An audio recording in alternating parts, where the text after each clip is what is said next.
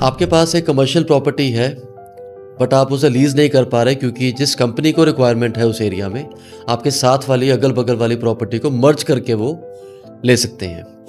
नमस्कार, मेरा नाम हितिन खंडूजा है। मैं रियलिटी हैंडशेक का फाउंडर हूँ, मोहाली, चंडीगढ़ से।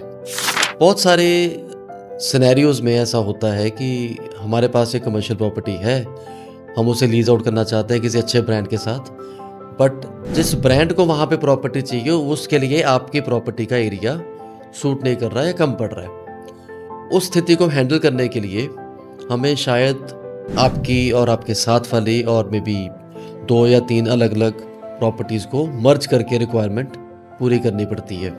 जब ऐसे 2-3 डिफरेंट प्रॉपर्टीज़, डिफरेंट ओनर्स को मर्ज करना पड़ता है एक सिंगल ब्रांड के लिए, उसमें बहुत सारे चैलेंजेस आते हैं, बहुत सारी रिक्वायरमेंट्स आती हैं, बहुत सारी चीज़ों की समझ होती है, जो एक एक्सपर्ट या कोई एक कंसल्टेंट जो लीजिंग का ही काम करता हो, ब्रांड्स के साथ काम करता हो, सो दैट वो एक आपका एक माध्यम बन सके, ज़रिया बन सके आप सबको एक कॉमन प्लेटफॉर्म पे लाने के लिए।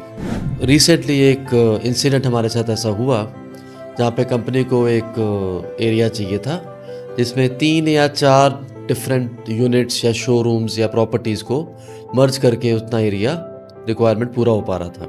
अब 3 या 4 जो मल्टीपल लैंडलॉर्ड्स हैं, ज़रूरी नहीं है कि वो सारे लोकली बैठे हों, कोई हो सकता है कोई वर्किंग है, कोई रिटायर्ड है, कोई बाहर रहते हैं, कोई लोकल रहते हैं।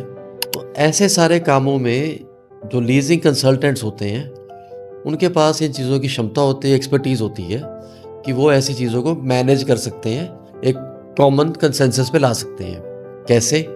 हर लैंडलॉर्ड को आइडेंटिफाई करके सबसे 1 to 1 एक बारी मीटिंग करके इस रिक्वायरमेंट की एक फाउंडेशन सेट करी जाती है पहले।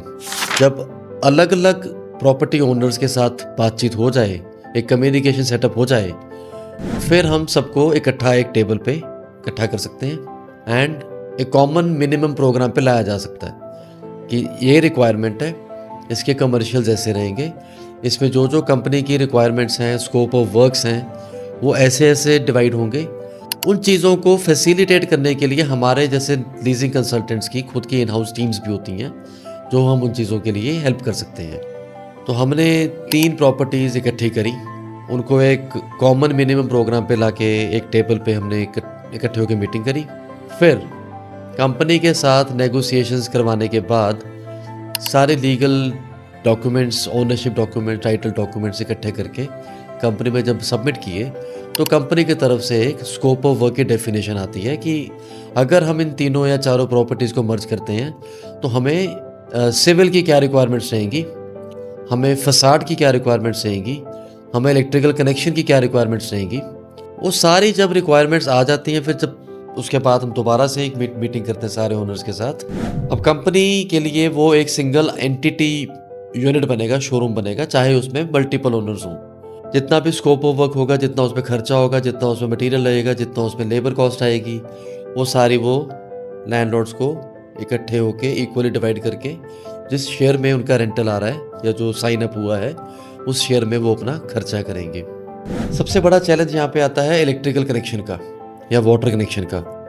कंपनी के लिए क्योंकि ये सिंगल एंटिटी है, कंपनी को सिंगल मीटर चाहिए, ना कि अलग-अलग 3 या 4 मीटर चाहिए। उस केस में हमारे जैसे कंसल्टेंट्स की एक्सपर्टीज़ काम आती है।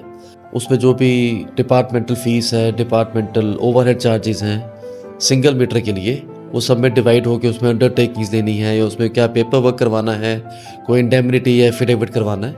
उन सारे माध्यमों में हम जो चैनल्स होते हैं, चैनल पार्टनर्स होते हैं, कंसल्टेंट्स होते हैं, वो हम आइस ब्रेकिंग इसमें कर सकते हैं।